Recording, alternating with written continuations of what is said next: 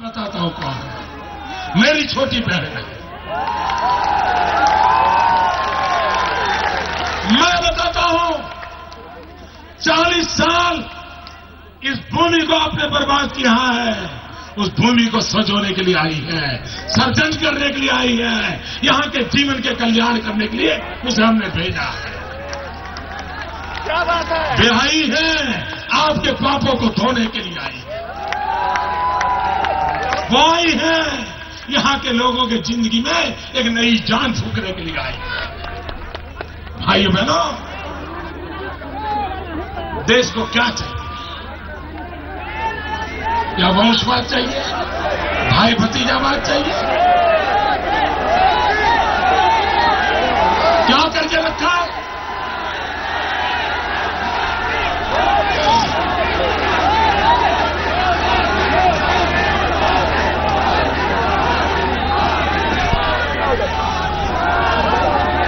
भाइयों बहनों,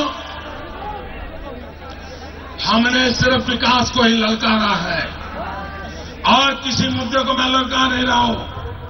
अभी मैं स्मृति जी का एक कार्यक्रम मैंने यूट्यूब पर देखा। वो घोषणा पत्र के कार्यक्रम में गई थी और ये एबीपी न्यूज वाले घोषणा पत्र के कार्यक्रम में बड़े बड़े दिग्गजों को बुला के बिठाते हैं। और मैंने देखा था ये सारे पत्रकार मिलकर के किसी को 40%, किसी को 20% तो घेर लेते हैं। कोई 60% बच जाता है, कोई 40-50% बच जाता है। लेकिन मैंने स्मृति जी का घोषणा पत्र कार्यक्रम देखा, हमने भी देखा। वो बिल्कुल अमेठी के विकास के मुद्दे पर अड़ी रही।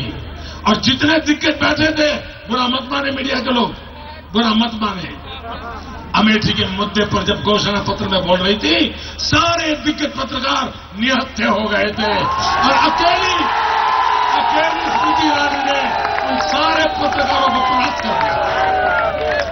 कर दिया। क्यों? हम मुद्दों की लड़ाई लड़ते हैं, हम विकास की लड़ाई लड़ते हैं। और जब आप विकास के मुद्दों पर जवाब नहीं दे पा रहे हो, देश के नौजवानों के भविष्य की चर्चा नहीं कर पा रहे हो, तो किसी पीटे आरोप लगाने में लग जाते हो। भाइयों बहनों,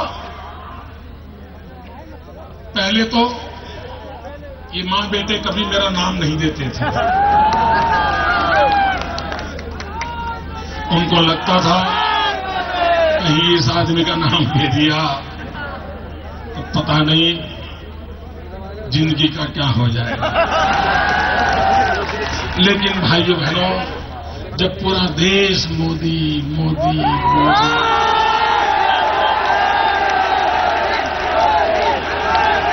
तो इसका असर उन पर भी तो होता है, उन पर भी होता है। तो अभी पिछले 5-6 दिन से वे मेरा नाम बोल करके बोल रहे हैं। और मैडम सोनिया जी ने कहा,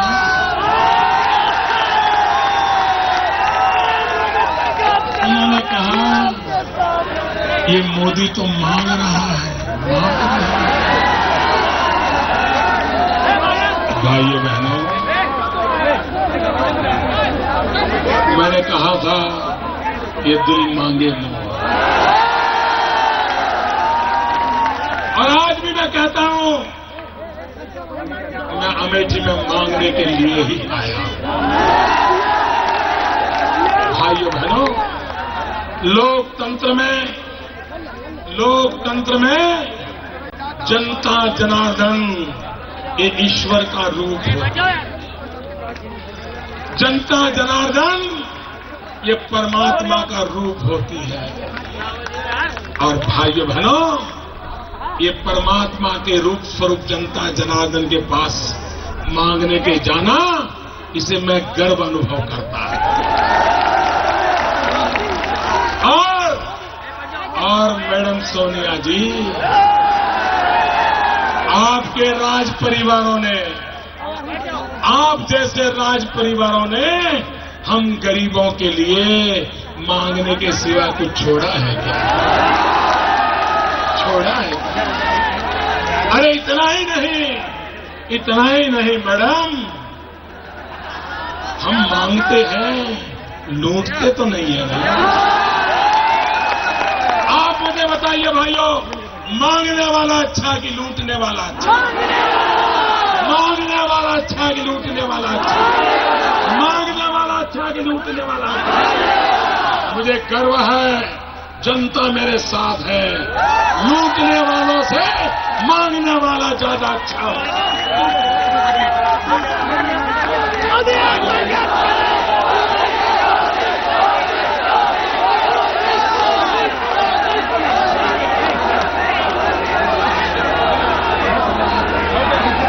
मैडम सोनिया जी ने कहा, ये मोदी तो अभी चुनाव के नतीजे नहीं आए और अपने आप को प्रधानमंत्री मान बैठा है। मैं जानता हूं एक मां के लिए ये समय कितना कठिन है, मैं जानता हूं। बेटे को तैयार करने के लिए 10 साल इस मां ने कितना कष्ट झेला है, मैं समझ सकता हूं। बेटा कहीं सेटल हो जाए, इसलिए मां ने क्या कुछ नहीं किया। एक मां को मैं समझ सकता हूं और इसलिए मां के नाते आपके 10 साल की मेहनत पानी में जा रही है। इसके कारण आपकी परेशानी मैं समझ सकता हूं, लेकिन आपने जो कहा है कि मोदी तो अपने आप को पीएम मान लिया है, मैडम सोनिया जी, और तो क्या कहूं, इतना ही कहता हूं, आपके मुंह में घी सकता है।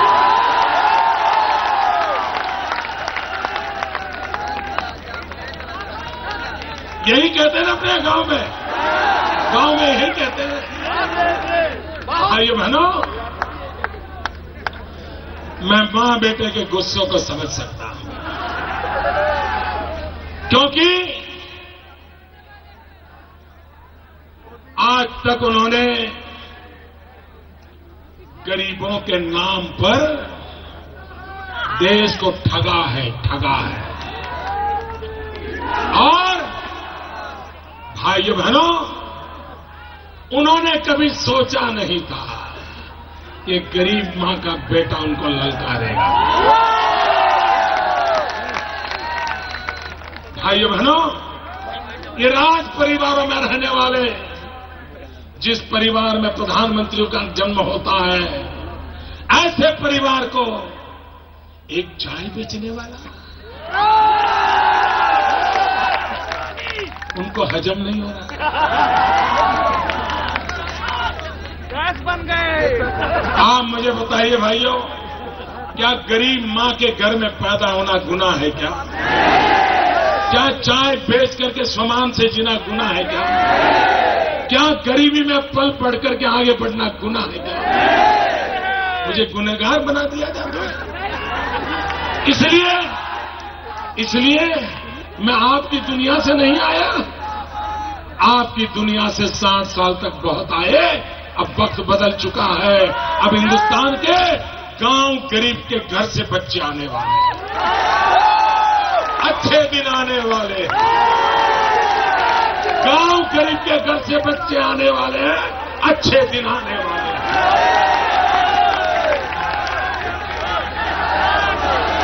कब तक गरीबों को दबाओगे? कब तक गरीबों को दबोचोगे? आपकी ठेकेदारी लूट रही है। और इसलिए भाइयों बहनों, अब ये इलेक्शन कमीशन पर कसौटी है। आज मार्केट बढ़ने वाला है अमेठी का। आज अमेठी का मार्केट बढ़ने वाला है। कांग्रेस की गाड़ियां निकल चुकी हैं, गाड़ियों में माल भरा पड़ा है। कल जो 5,000 का माल था, आज 25,000 में बिकने वाला है। लेकिन ये दिल्ली से निकले हुए लोगों, सुन लो, ये अमेठी के स्वाभिमान लोग हैं। इन्होंने आपको प्यार दिया, आंख बंद करके 40 साल तक दिया है। और अब वो जग गए हैं। अब जग गए हैं, आपकी कोई ताकत उनको खरीद नहीं सकती। इलेक्शन कमीशन की जिम्मेवारी है अमेठी में निष्पक्ष कर चुनाव करके दिखा दें, दबाव में आए बिना करके दिखा दें। भाइयों बहनों, ये परिवार किस प्रकार का है देखिए साहब, मैं तो हैरान हूं। लोग पहली बार यहां जनता, आपने देखा होगा, ये मीडिया वालों की कमाल देखी होगी आपने, बड़ी इंटरेस्टिंग है। आपने देखा होगा अमेठी में या रायबरेली में चुनाव प्रचार में उनका कैमरा एक व्यक्ति के चेहरे पर ही लगा रहता है। एक बार भी उन्होंने जनता नहीं दिखाई, क्योंकि 25-30 लोग हुआ करते थे। देखिए कितनी मदद कर रहे हैं लोग, कितनी मेहनत कर रहे हैं। बुरा मानोगे लेकिन सच सुनना पड़ेगा यारो। आपने पाप किया, आपने 40 साल तक अमेठी की जनता के साथ धोखा किया है मेरे भाइयों। आपने सच को छुपाया, एक चेहरे पर कैमरा लगाया और कहीं से आवाज आ जाती थी, रास्ते का क्या हुआ, पानी का क्या हुआ, बिजली का क्या हुआ, तो कैमरा बंद कर देते थे। बचाने के लिए क्या क्या नहीं किया गया है, ये स्मृति ईरानी अकेली ने सारा चिट्ठा खोल दिया। उसका दूध पानी का पानी कर दिया। कितना जुल्म किया है यहां की जनता पर, इसका कच्चा चिट्ठा खोल के रख दिया। भाइयों बहनों, मैं ये कहना चाहता हूं, जब उनको पूछा जाता, लोग हिम्मत कर रहे हैं। इस बार अमेठी के लोगों को ये भी सलाम करता हूं, इस बार उन्होंने जिस परिवार को इतना प्यार किया, इस बार सवाल भी पूछे हैं, अच्छा किया। लोकतंत्र में अगली बार मुझे भी सवाल पूछना कि आपकी छोटी बहन ने काम क्यों नहीं किया, मेरा जवाब मांगना, मेरा जवाब मांगना। भाइयों बहनों, मैं आपसे कह रहा हूं, जब उनको पूछा गया बिजली, सड़क, पानी, तो उन्होंने क्या कहा, नहीं केंद्र सरकार तो क्या कर सकती है, ये राज्य सरकार नहीं करती। सफेद झूठ। नहीं, आपकी तो राज्य सरकार से ऐसी दोस्ती है कि आपके लिए वो उम्मीदवार भी नहीं खड़े करते। और जब काम की बात आए और उन्होंने इतनी आपकी मदद की, जरा कम से कम बाप बेटे की सरकार का धन्यवाद तो कर देते कि भाई चलो आपने कैंडिडेट खड़ा नहीं किया, अच्छा किया, इतना तो कर देती है। देखिए ये इनकी भी कभी इज्जत नहीं करते। आप मुझे बताइए, मैं आपको विश्वास से कहता हूं, हमारे राजनीतिक विरोध है, सपा से भी है, बसपा भी है। यहां सपा के भी एमएलए हैं, बसपा के भी एमएलए हैं, लेकिन मैं विश्वास से कहता हूं, कल अगर भारतीय जनता पार्टी की सरकार बनेगी, मेरी छोटी बहन यहां से एमपी बनेगी और मैं यहां पर किसानों के लिए पानी का प्रबंध की योजना लाऊंगा और मैं मुलायम सिंह को कहूंगा कि भैया इस काम में मदद करो। मैं दावे से कहता हूं वो मुझे 100% मदद करेंगे। हमारा राज्य विरोध है लेकिन मदद करेंगे। क्यों? भाई यहां का भला करती है, दिल्ली सरकार करती है, तो क्यों रोकेंगे? अरे इतना ही नहीं, यहां के सपा के, बसपा के पांचों एमएलए, अगर मैं कहूंगा कि मेरी बहन वहां एमपी है, मुझे ये काम वहां करना है भलाई के लिए, वो कहेगा आप चिंता मत करो, मेहनत मैं करूंगा, आप लाइए। ये झूठ बोल रहे हैं, ये झूठ बोल रहे हैं। मुझे विश्वास है यहां का सपा का एमएलए होगा, यहां का बसपा का एमएलए होगा, यहां भले बाप बेटे की सरकार होगी, लेकिन दिल्ली में हमारी सरकार बनने के बाद यहां मैं कोई विकास का काम लाऊंगा, वो पूरी तरह मेरी मदद करेंगे, ये मेरा विश्वास है। ये क्या झूठ बोल रहे हो? कैसी राजनीति करते हो? क्या राजनीति करते हैं? अरे यहां का डीएम भी काम करेगा, ये मैं आपको दावे से कहता हूं। काम करने का इरादा चाहिए भाइयों, और काम करने की समझ चाहिए।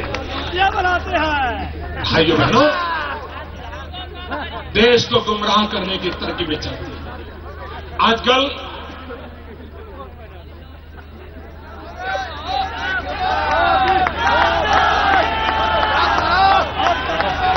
इस देश में इस परिवार को तो सवाल पूछने की हिम्मत किसी में नहीं है। तो हमको आए दिन लोग पूछने वाले बहुत मिल जाते हैं, उनको पूछेंगे नहीं। ये हमारे राहुल भैया, आपके एमपी महोदय, आप एक इश्तेहार निकालो, कहां गए वो लोग, कहां खो गए। 10 साल पार्लियामेंट में, 10 साल पार्लियामेंट में अमेठी का अ नहीं लिखा है, अमेठी का अ नहीं बोले। और अगर आप यहां की सरकार को दोषित कहते हो, काम नहीं किया, मैं इस परिवार को चैलेंज करता हूं कि रायबरेली और अमेठी के विकास के लिए उन्होंने राज्य सरकार को कोई चिट्ठी लिखी हो और काम न हुआ हो, वो सार्वजनिक किया जाए। आप मुलायम सिंह, हमारा विरोध है, मैं मुलायम सिंह के खिलाफ बोलता हूं, लेकिन इस मुद्दे में मैं कहता हूं, आपने अगर किया है तो सार्वजनिक करो कि आपने मुलायम सिंह जी की सरकार को या मायावती जी की सरकार को विकास के लिए इतनी चिट्ठियां लिखी थी, काम नहीं किया। और पब्लिक को बताना चाहिए, नहीं बताना चाहिए?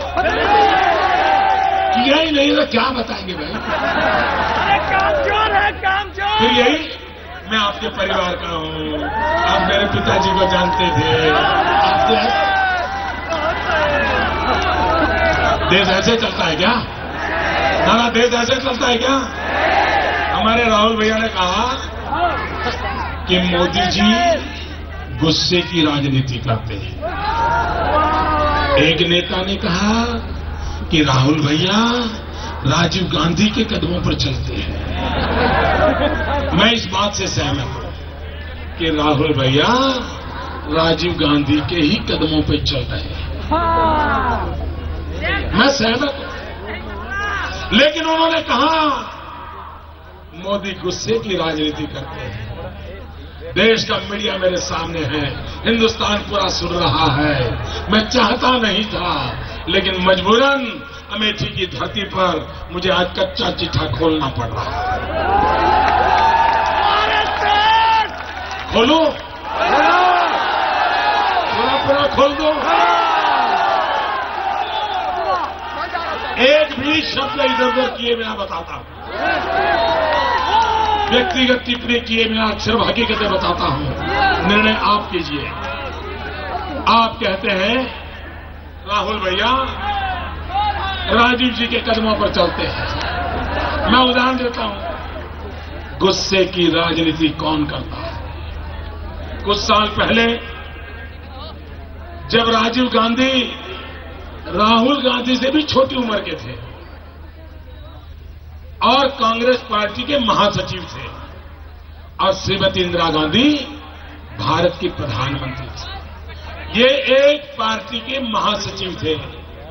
मैं हैदराबाद गए, एक पार्टी के महासचिव को रिसीव करने के लिए आंध्र के मुख्यमंत्री एयरपोर्ट पर आए, और पता नहीं राजीव गांधी का गुस्सा ऐसा भड़क गया, ऐसा भड़क गया, आंध्र के चुने हुए मुख्यमंत्री उससे उम्र में डबल थे, अंजैया जी, उनको एयरपोर्ट पर इन्होंने डांटा, अपमानित किया, गुस्सा किया। एयरपोर्ट पे भरी पब्लिक के बीच अंजैया जी आंख में आंसू निकल आए। ये गुस्से की राजनीति कौन करता है बताइए? क्या देश के चुने हुए मुख्यमंत्री के साथ एक पार्टी का महासचिव सार्वजनिक रूप से ये व्यवहार करे, ये गुस्सा है कि नहीं है? दूसरी बात बताता हूं, भाइयों बहनों, जरा आपकी माता जी की भी सुन लीजिए, वो गुस्से की राजनीति कैसी करती है। भाइयों बहनों, पहले मैडम सोनिया जी ने कहा था मुझे राजनीति में नहीं आना, बाद में उनको लगा परिवार का क्या होगा, तो उन्होंने पिछले दरवाजे से आने की कोशिश की। सीताराम केसरी कांग्रेस पार्टी के चुने हुए अध्यक्ष थे, बुजुर्ग थे, और उनका एक और गुना भी था जो मेरा भी है, वो पिछड़ी जाति से आते थे, अति पिछड़ी जाति से आते थे। और मैडम का गुस्सा 7वें आसमान पर पहुंच गया और मैडम ने तय किया सीताराम केसरी को हटाओ। शाम को अंधेरा होने के बाद मैडम सोनिया जी के सिपाही सालार पहुंचे। कांग्रेस पार्टी के बुजुर्ग राष्ट्रीय अध्यक्ष को उठा करके कांग्रेस दफ्तर से उठा करके धक्के मारते मारते फुटपाथ पर के ला करके फेंक दिया था। ये टीवी वालों के पास वो विजुअल पड़े हैं, दिखाएंगे नहीं दिखाएंगे मुझे मालूम है। भाइयों बहनों, कोई मुझे बताए गुस्सा कौन कर रहा था? किसका गुस्सा था ये? राहुल भैया, आपकी माता जी के गुस्से की बात कर रहा हूं। सरकार का। अरे इतना ही नहीं, गुस्से की राजनीति आपने कैसे की? भाइयों बहनों, हमारे देश के इतिहास में एक बहादुर शाह जफर का नाम सुना है। इतिहास में हम पढ़ते हैं बहादुर शाह जफर ने अंग्रेजों के खिलाफ लड़ाई लड़ी थी। अंग्रेजों के खिलाफ लड़ाई लड़ी थी, आजादी के लिए जंग किया था। और अंग्रेजों को ये बहादुर शाह जफर के प्रति इतना गुस्सा था कि जब बहादुर शाह जफर की मृत्यु हुई तो अंग्रेजों ने दिल्ली में उसे 2 गज जमीन देने से मना कर दिया था।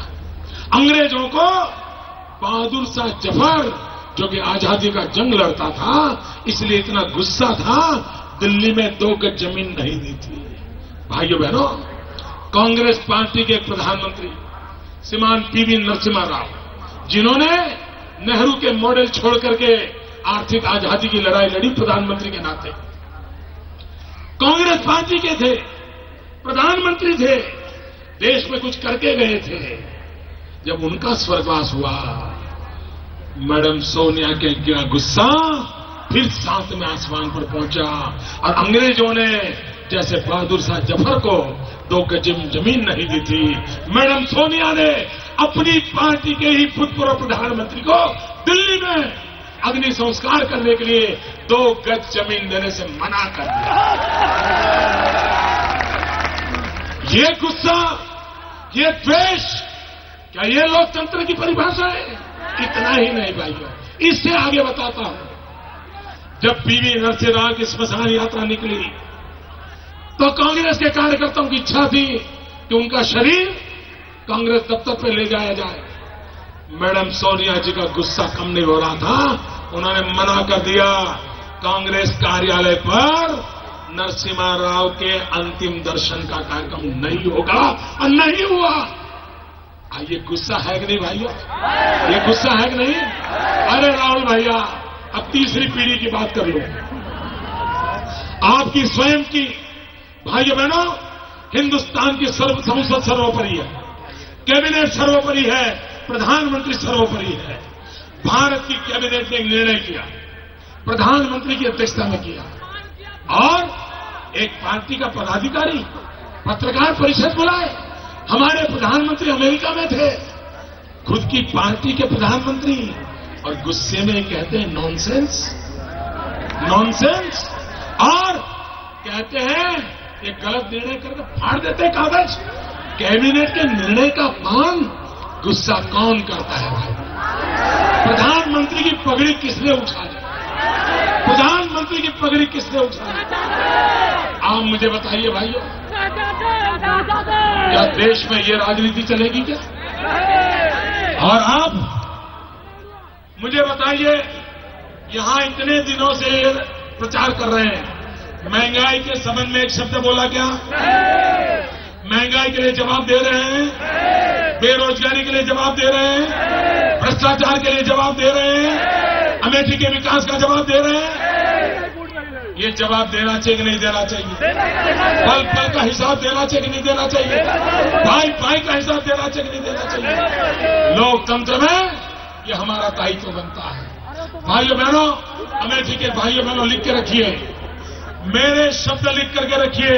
टीवी वाले मित्रों भी, अभी जो मैं बोल रहा हूं इसको जरा अपने आर्काइव में संभाल करके रखिए। 2019 में जब चुनाव आएगा, मैं खुद आऊंगा, मैं अमेठी का हिसाब दूंगा। देश ऐसे नहीं चलता है, देश जिम्मेवारियों से चलता है। इन्होंने जिम्मेवारियां निभाई नहीं।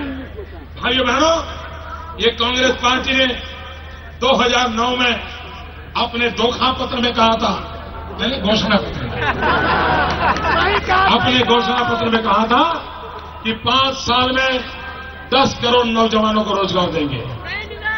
ये मां बेटे यहां बैठे हैं। मैं अमेठी के लोगों को पूछता हूं, आपको दिल्ली सरकार ने रोजगार दिया भाई? पूरी ताकत से बताओ मुझे, रोजगार मिला?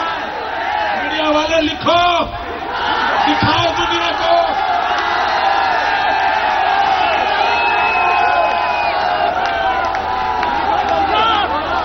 आप मुझे बताइए भाइयों, मिला रोजगार? आपके परिवार में किसी को मिला? आपके गांव में किसी को मिला? आपसे धोखा किया कि नहीं किया? धोखा किया कि नहीं किया? आपसे वादा तोड़ा कि नहीं तोड़ा? अब नाता तोड़ने का वक्त आया है, तोड़ोगे। भाइयों बहनों, पीड़ा होती है, दर्द होता है। ये टोली है 2000 लोगों की जो देश को लूट रही है पहले, और मैं इस टोली के खिलाफ निकला हूं।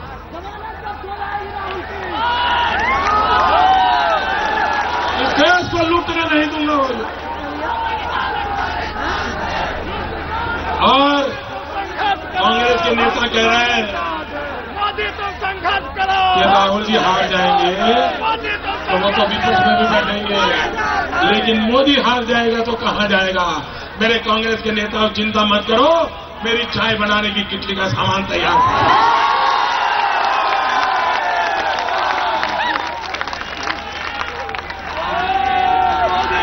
चाय बेच करके पेट का गुजारा करना आता है।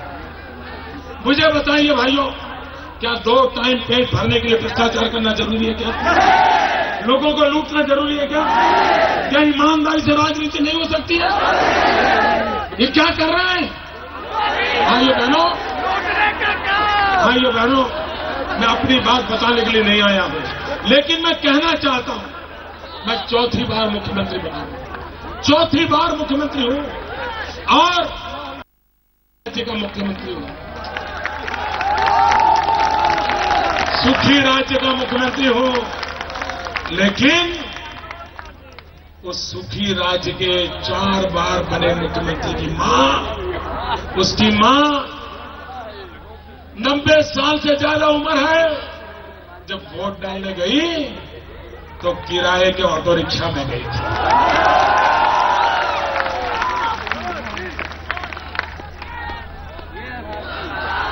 कौन कहता है भ्रष्टाचार करने की जरूरत होती है? भाइयों बहनों, मेरा मंत्र है, न खाता हूं न खाने दूंगा। और इसलिए भाइयों बहनों, मुझे यहां विकास करना है, मुझे यहां शिक्षा की चिंता करनी है, मुझे यहां किसानों को पानी पहुंचाना है। All right, so that was Narendra Modi, BJP's prime ministerial candidate in Amethi, an all-out attack on the Gandhi family, no holds bar attack, particularly on Sonia Gandhi and of course Rahul Gandhi, not even sparing Priyanka, who had been campaigning in the constituency of her brother for the last few weeks.